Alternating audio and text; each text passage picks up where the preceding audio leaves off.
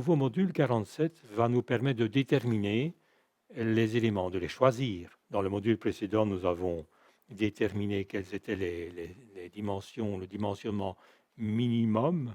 Ici, nous allons pouvoir, en fonction de ces dimensionnements, choisir les éléments. Alors, les éléments YD, les câbles YD et YW sont constitués de câbles en acier, inox, dont nous verrons les caractéristiques un peu plus loin. Les éléments TD et TW sont constitués de tubes en acier galvanisé de section carrée 60-60 et d'épaisseur de 3 mm. Vous pouvez évidemment prendre les caractéristiques de ces éléments, notamment de ce tube de section carrée, dans les catalogues d'acier marchand que vous trouvez facilement sur le réseau Internet. Alors, le dimensionnement des éléments. Nous avons d'abord choisi les tubes en acier galvanisé. Les éléments TW et TD sont soumis à compression, nous l'avons vu précédemment. Il faudra d'ailleurs vérifier ces éléments probablement plus tard au flambement. TW est soumis à une force de 9390 newtons et TD à une force de 2990 newtons. Alors, nous avons donc, si ces éléments sont soumis à compression, la contrainte, nous allons vérifier leur contrainte. Sigma est égal à T sur S. T étant l'effort de compression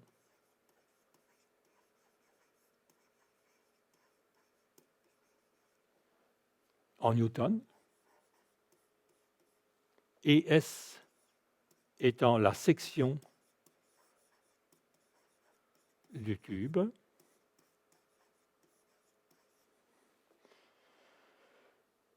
en millimètres carrés.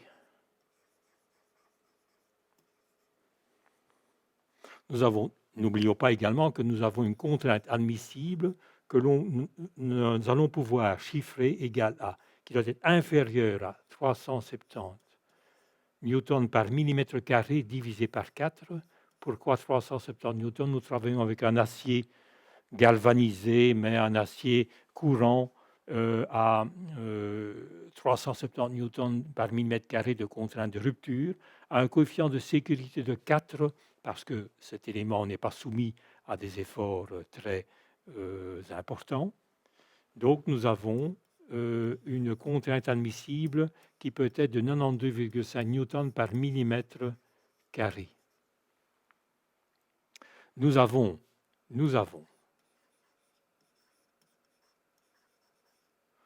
une S, la section du tube, qui est un tube 60 par 60 et par 3 mm d'épaisseur, qui vaut 684 mm carrés. Nous avons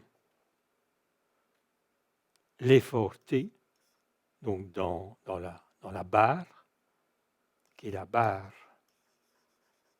WT. La barre WT est soumise à un effort de 9390 newtons.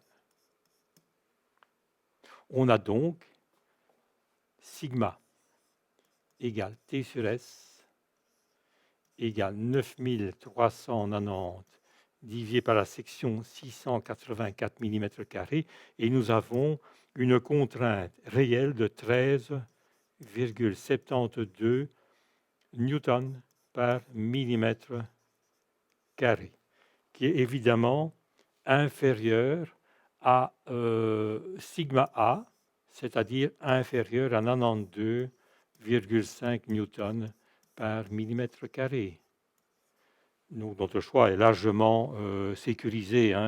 Nous pourrions peut-être descendre, aller un peu plus loin dans le choix du tube. Il faudra, comme je vous l'ai dit, néanmoins vérifier la barre TW au flambement.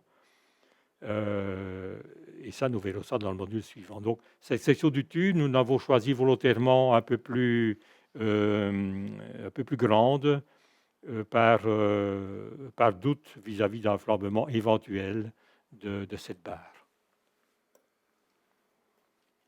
Le choix du câble en acier inox. Les éléments YW et YD sont soumis à traction. D'abord, ce sont des câbles métalliques soumis à traction. YW est soumis à une force de 10 491 newtons et YD à une force de 6 705 newtons. Alors, quelle est la constitution du câble métallique? C'est un câble donc, de 6 x 19, c'est-à-dire 6 torons de 19 fils chacun.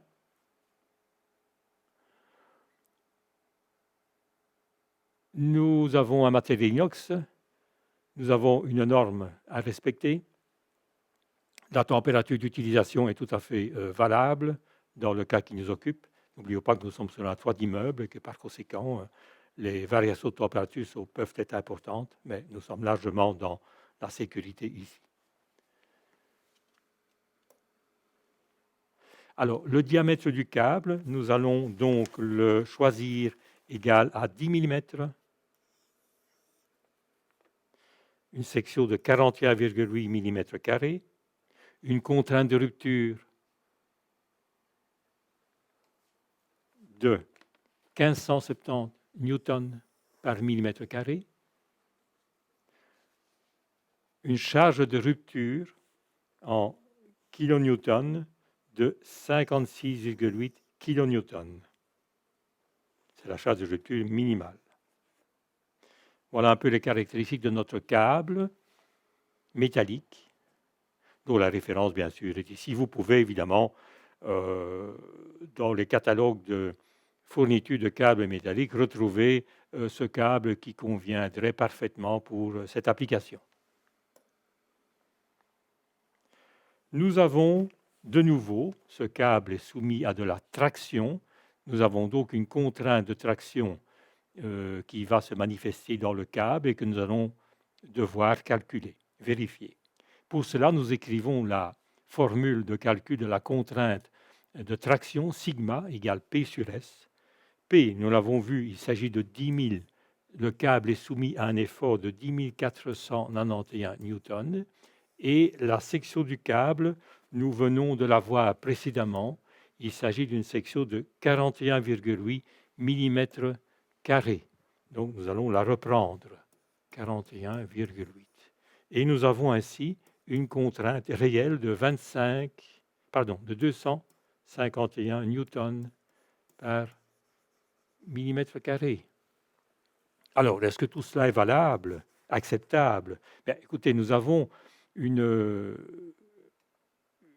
contrainte de rupture du câble de 1570 newtons par millimètre². Je vous la remontre.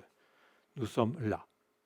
Alors, nous devons y appliquer un coefficient de sécurité de 4, probablement ici, du fait que ce cas n'est quand même pas soumis à des efforts très méchants.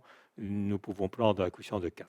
Et nous obtenons donc une contrainte admissible de 392,5 newtons par millimètre². Nous voyons que sigma est inférieur à sigma A et par conséquent, le choix du diamètre, notamment du câble métallique, est tout à fait acceptable. Nous allons maintenant choisir les roulettes de déplacement parce que cet ensemble de poutres de suspension, même s'il est fixe sur la toiture de l'immeuble, ces poutres de suspension doivent pouvoir se déplacer facilement malgré tout pour se remiser éventuellement sur le toit. Alors, chaque poutre de suspension peut se déplacer à l'aide de roulettes pivotantes.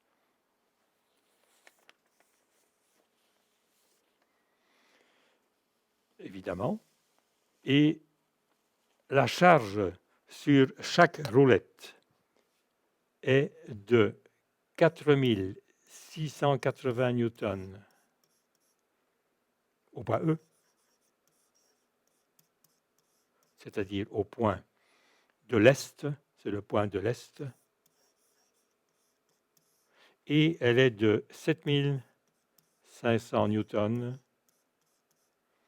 au point X, le point d'appui.